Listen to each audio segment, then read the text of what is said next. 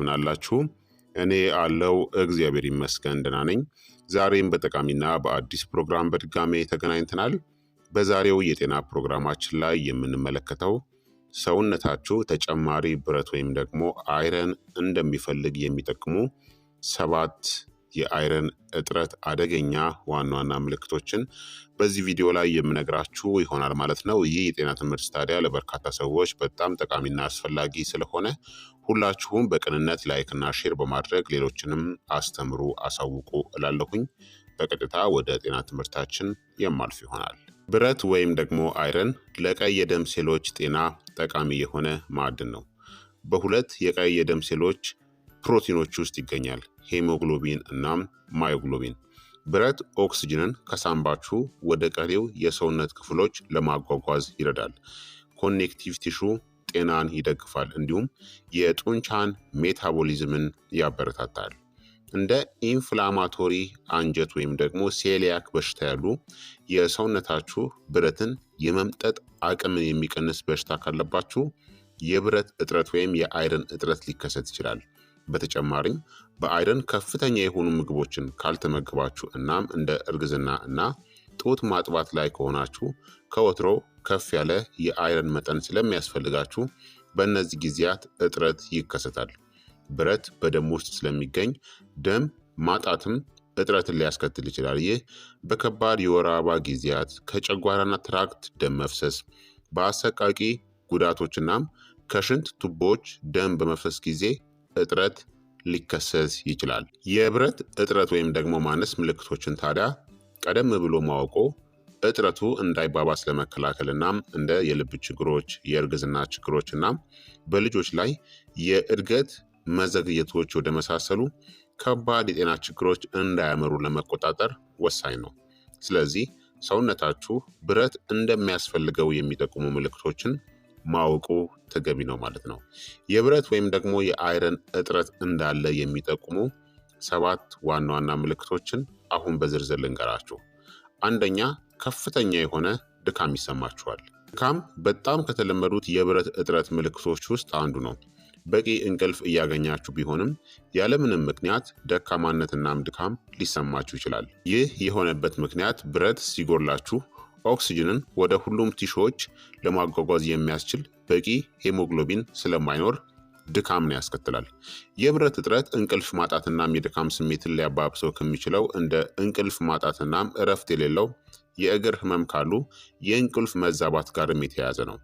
ለድካም ሌሎች ምክንያቶች ቢኖሩም ብዙ የብረት እጥረት ያለባቸው ሰዎች ይህ ምልክት ያጋጥማቸዋል።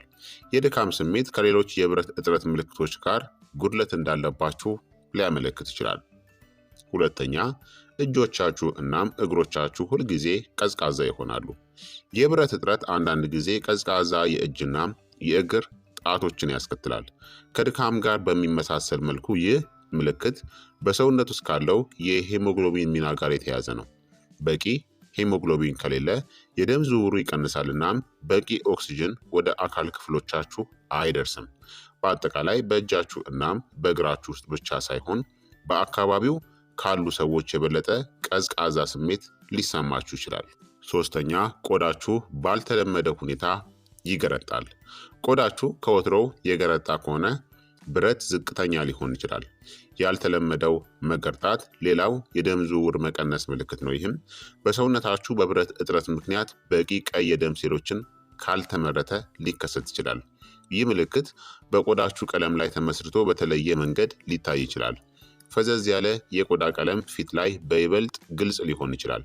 በጨለመ የቆዳ ቀለም ውስጥ በውስጣዊው የአፍናም የአይን ሽፋን ላይ ይህን ምልክት መለየት ቀላል ነው።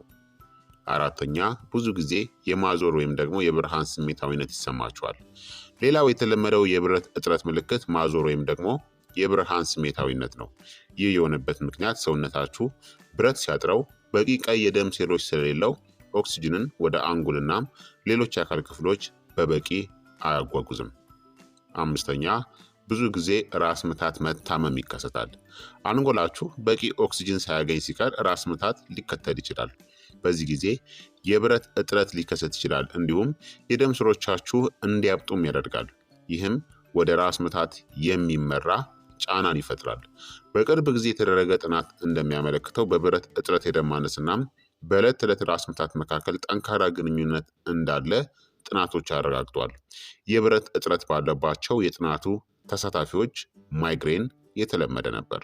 ስድስተኛ ፀጉራችሁ እናም ጥፍሮቻችሁ ደካማ ወይም ደግሞ የተሰባበረ መሆን ነው። የሚሰባበር ጥፍር መኖሩ ሌላው የብረት እጥረት ማሳያ ሊሆን ይችላል። የብረት እጥረቱ ከቀጠለ ኮይሎንቺያ ሊፈጠር ይችላል። ይህም ሁኔታ ጥፍሮቻችሁ ወደ ውስጥ የሚታጠፉበትና ልክ እንደ ማንኪያ ቅርጽ ያስከትላል። ኮይሎንቺያ የብረት እጥረት ባለባቸው ሰዎች 5% ያክሉን ይጎዳል። በጥፍር ላይ ባለው የደም ዝውውር መዛባትና በሜካኒካል ጫና ምክንያት ሊከሰት ይችላል። ይህም የጥፍር ውጫዊ ክፍል ወደ ላይ ከፍ እንዲል ያደርገዋል። ፀጉር ማደግ ያለበት በተመጣጠነ ምግብና በደም ዝውውር ምክንያት ስለሆነ የአይረን እጥረት ለፀጉር መሳሳትና መጥፋት አስተዋጽኦ ያደርጋል። የብረት እጥረት በተደጋጋሚ የፀጉር መርገፍን ያስከትላል። አምስተኛ በረዶን መብላት መፈለግ ነው። የብረት እጥረት ፒካን ያስከትላል። እንደ በረዶ፣ ቆሻሻ፣ ያልበሰለ ሩዝ ወይም ደግሞ ወረቀት ያሉ አልሚ ያልሆኑ ንጥረ ነገሮችን መብላት ወይም ደግሞ መመኘትን ሊያስከትል ይችላል። 25% የሚሆኑት የብረት እጥረት ካለባቸው ሰዎች ፓጎፋጂያ ወይም ደግሞ በረዶ የመመኘት ፍላጎት ያጋጥማቸዋል። ይህ ምልክት ብዙ ጊዜ የሚከሰተው በነፍሰ ጡር ሰዎች ወይም ደግሞ በጉርምስና እድሜ ላይ ባሉ ወጣቶች ላይ ነው። የፒካ መንስኤ ወይም ደግሞ ምክንያቱ ብዙ ጊዜ ከአይረን ማነስ ጋር እንደሚገናኝ ግን የሚገልጽ የታወቀ ነገር የለም። ስለዚህ እነዚህ ምልክቶች ወይም የብረት እጥረት ምልክቶችን ካያችሁ ምርመራ ማድረግ አለባችሁ ማለት ነው። በተጨማሪም በሰገራችሁ ላይ ደም ወይም ደግሞ ጥቁር ሬንጅ የመሰለ መልክ ካያችሁ ዶክተርን ማነጋገር አለባችሁ። ዶክተራችሁ ኮምፕሌት ብለድ ካውንት ወይም ደግሞ ሲቢሲ እናም ሬቲኩሎሳይት ካውንትን ጨምሮ የደም ምርመራዎችን በመጠቀም የቀይ የደም ሴሎችን፣ ፕላትሌት እናም ሄሞግሎቢን የብረት እጥረት መኖሩን ማረጋገጥ ይችላል። እነዚህን ቴስት በማድረግ የብረት እጥረትን ለመከላከል ወይም ደግሞ ለመቆጣጠር በብረት የበለጸጉ ምግቦችን መመገብ አለባችሁ።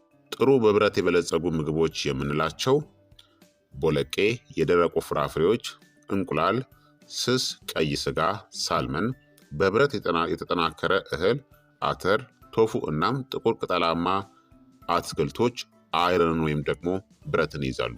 እነዚህን ምግቦች ከቫይታሚን ሲ ምንጮች ጋር ለምሳሌ ከብርቱካን፣ ከቲማቲም፣ ከእንጆሪ ጋር ማጣመር ሰውነታችሁ ከምግቦቹ ብዙ ብረትን እንዲወስድ ይረዳዋል። ስለዚህ ከቫይታሚን ሲ ጋር አጣምራችሁ ተጠቀሙ። የብረት እጥረት ካለባችሁ ወይም ደግሞ የመከሰቱ አጋጣሚ ካጋጠማችሁ በዶክተራችሁ ትዕዛዝ የብረት ማሟያ መውሰድ የብረት መጠንን በተለመደው ክልል ውስጥ ለማቆየት ይረዳል። ዶክተራችሁ አሁን ባለው የብረት ወይም ደግሞ የአይረን ደረጃችሁ እናም ባላችሁ ማንኛውም የጤና ሁኔታ ላይ በመመስረት ተገቢውን ተጨማሪ የብረት መጠንን ለመወሰን ያግዛል። የብረት ደረጃችሁን ወደ መደበኛው መጠን ለመመለስ ከ3 እስከ 6 ወራት ተጨማሪ ማሟያ ወይም ደግሞ ሰፕሊመንትን መውሰድ ሊያስፈልጋችሁም ይችላል። የብረት ማሟያዎች ብዙውን ጊዜ እንደ ማቅለሽለሽ፣ ተቅማጥ ወይም ደግሞ የሆድ ድርቀት ያሉ የጎንዮሽ ጉዳቶችን ሊያስከትሉ ይችላሉ። ከባድ የብረት እጥረት ሲገጥማችሁ ደም መውሰድም ያስፈልጋችኋል። የብረት እጥረቱ የሚከሰተው በውስጥ ደም መፍሰስ ወይም ደግሞ በኩላሊት በሽታ ከሆነ የእጥረቱን ዋና መንስኤ ለማስቆም እንደ ቀዶ ጥገና ወይም ደግሞ መድኃኒት ያሉ ጣልቃ ገብነቶች አስፈላጊ ሊሆኑ ይችላሉ። ታዲያ ለአይረን ወይም ደግሞ ለብረት እጥረት በጣም የሚጋለጡ ሰዎች ምን አይነት ሰዎች እንደሆኑ ደግሞ ልንገራችሁ። ለደካማ የአይረን እጥረት ተጋላጭ ከሆኑ ሰዎች መካከል ከፍተኛ የሆነ የወር አበባ ደም መፍሰስ የሚያጋጥማቸው ወይም ደግሞ ያለባቸው ሴቶች፣ ካንሰር፣ የጨጓራና ትራክት መታወክ ወይም ደግሞ የልብ ድካም ያለባቸውና እርጉዝ የሆኑ ሴቶችን ይበልጥ ያጠቃል ወይም ደግሞ ይበልጥ ለብረት እጥረት ተጋላጭ ናቸው ማለት ነው። ህፃናትናም ትንንሽ ልጆችም ተጨማሪ የብረት እጥረት ሊያጋጥማቸው ይችላል። ታዲያ በዚህ ጊዜ ሐኪምን በማማከር የብረት ወይም ደግሞ የአይረን ሰፕሊመንትን መውሰድ ትችላላችሁ ማለት ነው። እንዲሁም ደግሞ በብረት ወይም ደግሞ በአይረን የበለጸጉ ምግቦችን ስትመገቡ ብዙ ጊዜ ብረት ወይም ደግሞ አይረን ሞር ወይም ደግሞ በደንብ የሚገኘው ከእንስሳት ተዋጽኦ ስለሆነ ስጋ ነክ ነገሮችን እንደ ቀይ ስጋ ያሉ ስጋ ነክ ነገሮችን በብዛት ብትጠቀሙ መልካም ነው። በብዛት ማለት ኦቨር ሳይሆን በቀን በሚያስፈልጋችሁ መጠን ልክ ማለት ነው። እንደነዚህ አይነት ምግቦችን ደግሞ አንዳንድ ጊዜ መመገብ ላትችሉ ትችላላችሁ። ምክንያቱም እንደ ኮሌስትሮል ወይም ደግሞ ሌሎች እንደ ደም ግፊት፣ የስኳር በሽታ ያሉ ከፍተኛ ስር የሰደዱ በሽታዎች ካለባችሁ እነዚህን ምግቦች እንድትመገቡ አይፈቅድም ወይም ደግሞ እንድትገድቡ ይመከራል ማለት ነው። በዚህ ጊዜ ታዲያ ዶክተራችሁን በማማከር ግዴታ እጥረት ካለ ሰፕሊመንትን መውሰድ ያስፈልጋችኋል ማለት ነው። ስለዚህ ክቡራትና ክቡራን ተመልካቾቼ የዛሬው የጤና ትምህርት እንግዲህ ይህንን ይመስል ነበረ። ሰውነታችሁ ተጨማሪ ብረት ወይም ደግሞ አይረን እንደሚያስፈልገው የሚጠቅሙ 7 ዋና ዋና የአይረን ወይም ደግሞ የብረት እጥረት ምልክቶችን በዚህ ቪዲዮ ላይ በደንብ ነግሬያችኋለሁኝ።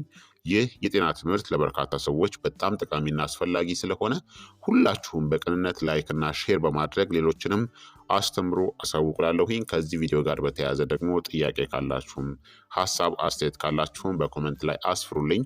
በቀጣይ የጤና ትምህርት እስከምንገናኝ እኔንም እናንተንም ቸር ያቆየን። መልካም ጊዜ፣ መልካም ቆይታ። ቻው ቻው።